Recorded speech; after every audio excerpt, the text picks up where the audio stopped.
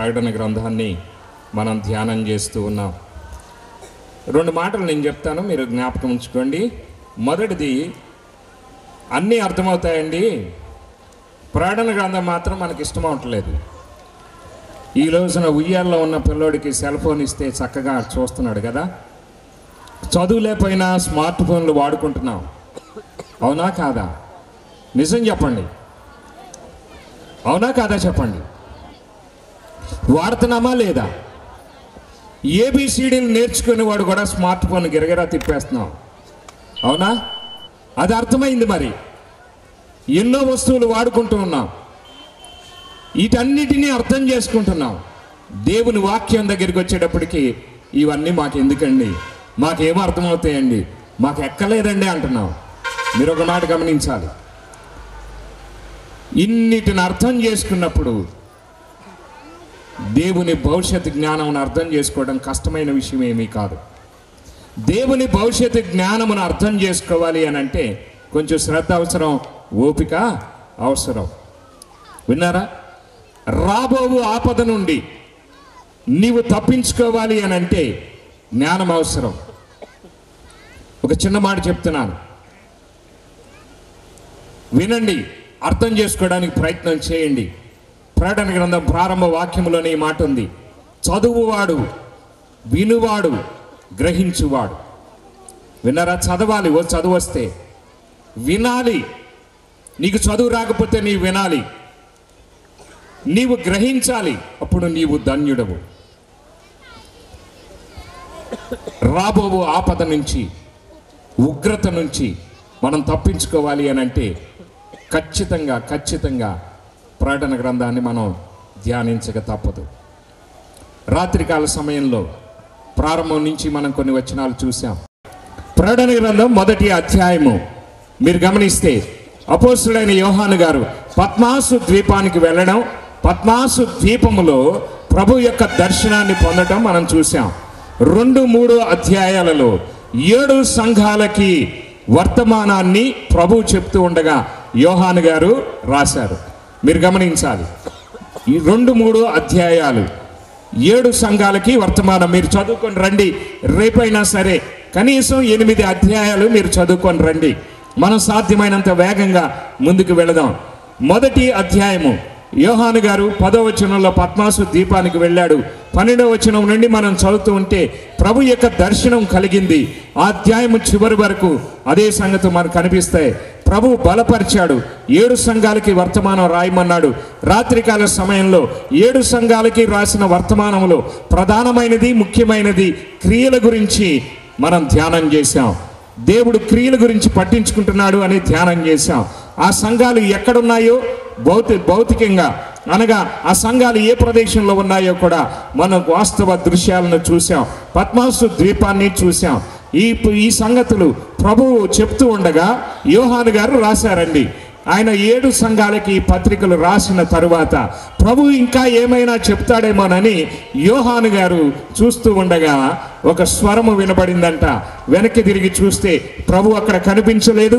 4వ అధ్యాయము 1వ వచనాన్ని మనం చదువుదాం. చూడండి, ఈ సంగతులు జరిగిన తరువాత నేను చూడగా అదిగో పరలోకమందు ఒక తలుపు తెరవబడి ఉండెను. మరియు నేను చదువుతున్నానమ్మా, నేను మొదట వినిన స్వరము బూరధ్వని వలె నాతో మాట్లాడగా వింటిని. ఆ మాట్లాడిన వాడు, ఇక్కడికి ఎక్కి రమ్ము, ఇక మీదట జరగవలసిన వాటిని నీకు కనబరిచెదను. వెంటనే నేను ఆత్మవశుడనైతిని. అదిగో పరలోకమందు ఒక సింహాసనము వేయబడి ఉండెను, సింహాసనమందు ఒకడు ఆసీనుడై ఉండెను. మీరు గమనించండి, యోహాను గారిని పద్మాసు ద్వీపము నుండి పరలోకములోనికి రమ్మని యేసయ్య ఆహ్వానించాడు. ఈ మాట మళ్ళీ గమనించాలి. పద్మాసు ద్వీపములో ఉన్న యోహాను గారి దగ్గరికి యేసయ్య ప్రత్యక్షమయ్యాడు. యేసయ్య దర్శనం కలిగింది. 7 సంఘాలకి వర్తమానం రాయమని చెప్పాడు. 7 సంఘాలకి వర్తమానం రాశాడు.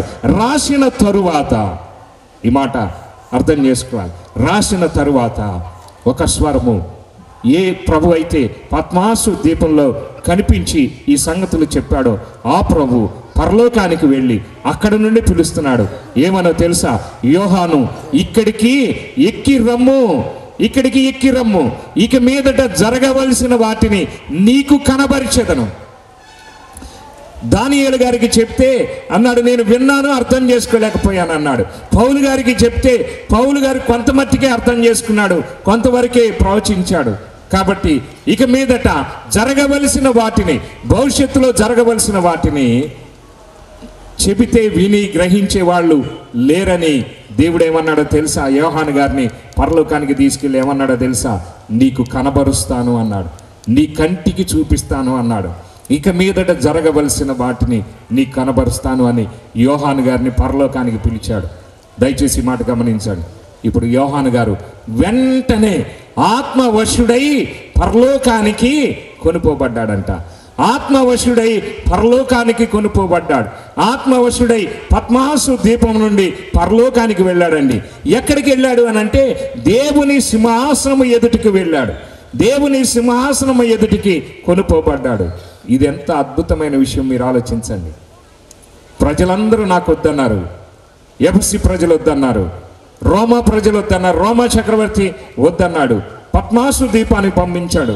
పద్మాసు దీపంలో ఉన్న ప్రభువు, పద్మాసు దీపంలోకి వచ్చిన ప్రభువు యోహాను గారిని, ఇక్కడ కాదయ్యా, నువ్వు పరలోకానికి రా, ఇక మీదట నీకు జరగవలసిన వాటిని నేను చూపిస్తానని ఆయన పిలిచాడు.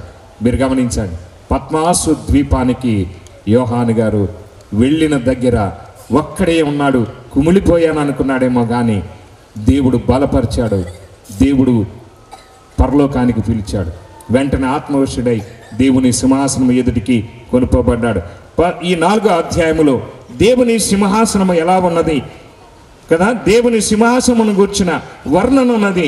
మీరు ఇంటికి వెళ్ళాక చదవండి ఈ 4వ అధ్యాయాన్ని. దీని అంతటిని వివరించడానికి మన సమయం లేదు గనక ఈ 4వ అధ్యాయాన్ని మీరు చదివితే దేవుని సింహాసనం ఎదుటికి వెళ్ళాడు. దేవుని సింహాసనము వేయబడి ఉన్న స్థలము, అక్కడ ఉన్నటువంటి చుట్టూ ఉన్నటువంటి ఆ మహిమ ఎలా ఉందంటే స్ఫటికమును పోలిన సముద్రం లాగా ఉందంట. ఆ కాంతి, మనం రోడ్డు మీద ఎండాకాలంలో వెళతా ఉంటే తార్ రోడ్డు మీద నీళ్లు ఉన్నట్టుంటాయి. అది కాంతికి, సూర్యుని కాంతికి అంతకంటే గొప్ప తేజస్సు కలిగిన, సమీపింపరాని తేజస్సులో అమరత్వం కలిగి నివసించుచున్న యేసయ్య ఆ తేజస్సు ఎలా ఉందంటే స్ఫటికమును పోలిన సముద్రాన్ని పోలింది. అక్కడ ఆ సింహాసనము చుట్టూ 24 మంది పెద్దలు ఉన్నారు. 24 మంది పెద్దలు దేవుని గణపరుస్తూ ఉన్నారు. అంతేకాదు ఈ అధ్యాయాన్ని మనం చూస్తే అక్కడ మనం కొంచెం కిందకు వస్తే అక్కడ శరూపులు, కెరూబులు, దేవదూతలు ఉన్నారు. వారు దేవుని పరిశుద్ధుడు పరిశుద్ధుడు పరిశుద్ధుడని 9వ వచనం, 8వ వచనం, 9వ వచనం చూస్తే ఆ 4 జీవుల్లో ప్రతి జీవికి 6 రెక్కలుండెను. అవి చుట్టూను రెక్కల లోపటను కన్నులతో నిండి ఉన్నవి. అవి భూత వర్తమాన భవిష్యత్తు కాలంలో ఉండు సర్వాధికారియు దేవుడు నగు ప్రభువు పరిశుద్ధుడు పరిశుద్ధుడు పరిశుద్ధుడని మానక రాత్రింబవళ్ళు చెప్పుచుండెను. దేవుడు దేవదూతల చేత గణపరచబడుతున్నాడు. దేవుని దూతలు దేవుని గణపరుస్తూ ఉన్నాయి, ఆయన స్తుతిస్తూ ఉన్నారు. పరిశుద్ధుడు పరిశుద్ధుడు పరిశుద్ధుడని స్తుతిస్తూ ఉన్నారు. అలాగ చూశాడు యోహాను గారు. పరలోకమంతటిని అలాగ చూశాడు. చూసి తాను మొదటి చూసిన సింహాసనం వైపు ఆయన తిరిగాడు. 5వ అధ్యాయము 1వ వచనం, ఈ మాట గమనించండి. 5వ అధ్యాయం నేను చదువుతున్నాను. మరియు లోపటను వెలుపుటను రాత కలిగి 7 ముద్రలు గట్టిగా వేసి ఉన్న ఒక గ్రంథము సింహాసనమందు ఆసీనుడు ఇండు అని కుడి చేత చూచి తిని, మరియు దాని ముద్రలు తీసి ఆ గ్రంథము విప్పుటకు యోగ్యుడైన వాడెవడని బలిష్ఠుడైన ఒక దేవదూత బిగ్గరగా ప్రచురింపగా చూచి తిని. అయితే పరలోకమందు కానీ భూమి మీద కానీ భూమి క్రింద కానీ ఆ గ్రంథము విప్పుటకైనను చూచుటకైనను ఎవనికి శక్తి లేకపోయేను. మీరు గమనించండి, ఈ పరలోకమంతా కలిగి చూసి, ఈ పరలోకమంతా చూసి యోహాను గారు తాను చూసిన మొదట సింహాసనం ఎదుటి కొనుపోబడ్డాడు కదా, మళ్ళీ దేవుని సింహాసనం వైపు తిరిగాడండి. దేవుని సింహాసనం వైపు తిరిగితే, నా మాట గమనించాలి, దేవుని సింహాసనం వైపు తిరగగానే దేవుని చేతిలో 7 ముద్రలు గల గ్రంథం ఉంది. ఒక గ్రంథం ఉందండి, దానికి 7 ముద్రలు వేసి ఉన్నాయి. ఈ 7 ముద్రలు గల గ్రంథములోనే దేవుడు తన భవిష్యత్తు జ్ఞానమంతా రాసి పెట్టాడు. ముందుగా ఏం జరగాలో, ఏం జరగబోతుందో సమస్తాన్ని రాసి పెట్టాడు. ఆ గ్రంథములోనే భూమి మీద ఏమేమి జరగవలసి ఉన్నదో, ఈ లోకం ఎప్పుడు అంతం కావలసి ఉందో, పరిశుద్ధులు ఎప్పుడు ఎత్తబడతారో, విడవబడిన వారికి ఎలాంటి శ్రమలు వస్తాయో అన్నీ రాసి పెట్టాడండి. ఈ మానవ జీవితం యొక్క ముగింపు ఏంటో, మానవ లోకం యొక్క ముగింపు ఏంటో సమస్తమును రాసి పెట్టాడు. ఆ గ్రంథాన్ని యోహాను గారు చూశాడు. ఈ మాట గమనించాలి. ఆ గ్రంథములోనే దేవుని భవిష్యత్తు జ్ఞానం ఉంది. అయితే ఒక బలిష్ఠుడైన దేవదూత ప్రకటిస్తున్నాడు, దేవుని చేతిలో ఉన్న ఈ గ్రంథాన్ని తీసుకొని దాని ముద్రలు విప్పి అందులో ఉన్న మర్మాన్ని తెలియజేసేవారు ఎవరైనా ఉన్నారా యోహాను గారికి అని అంటే, పరలోకంలో ఎవరికి యోగ్యత లేదంట. ఎవరు కనీసం చూడటానికి కూడా ఏ దేవదూతకి ఆ యోగ్యత లేదు. పరలోకమందు కానీ భూమి మీద కానీ దేవదూతలకే లేనప్పుడు భూమి మీద మనుషులకి ఎక్కడుందండి? భూమి మీద కానీ భూమి క్రింద అనగా పాతాళలోకమందైనా సరే ఎవరికి చూచేదానికి కూడా శక్తి లేదంట. దేవుని మహాకృప వల్ల యోహాను గారికి ఆ చూసే కృప కలిగింది. అయితే ఎవ్వరూ రావట్లేదు.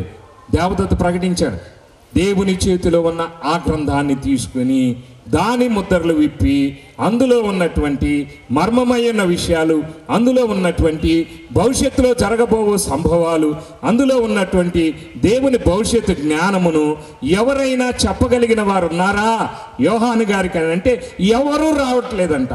ఎవరు రాకపోవటాన్ని చూసి యోహాను గారు బహుగా ఏడ్చాడంట. ఆ వచనాన్ని మనం చూడండి. 4వ వచనం, ఆ గ్రంథము విప్పుటకైనను చూచుటకైనను యోగ్యుడైన వాడు కనబడనందున నేను బహుగా ఏడ్చుచుండగా. మీరు గమనించండి, యోహాను గారికి దుఃఖం వచ్చింది.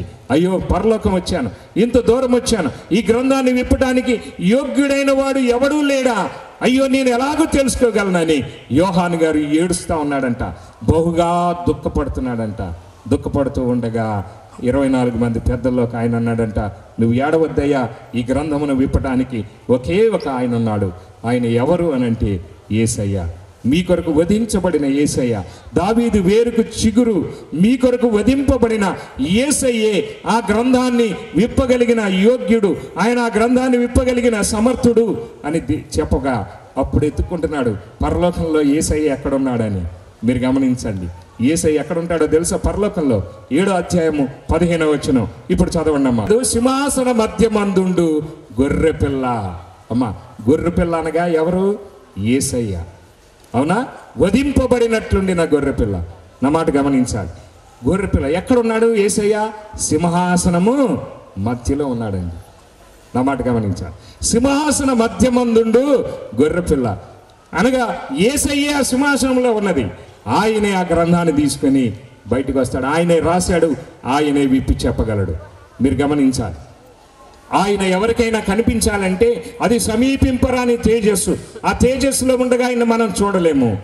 ఆయన మనకు దర్శనం ఇవ్వాలి అనంటే స్టెఫను హతసాక్షి అయినప్పుడు ఆయన స్టెఫన్ను బలపరచడానికి యేసయ్య ఆ సింహాసనంలో నుండి బయటకు వచ్చి కుడిపార్శ్వన నిలబడతాడండి.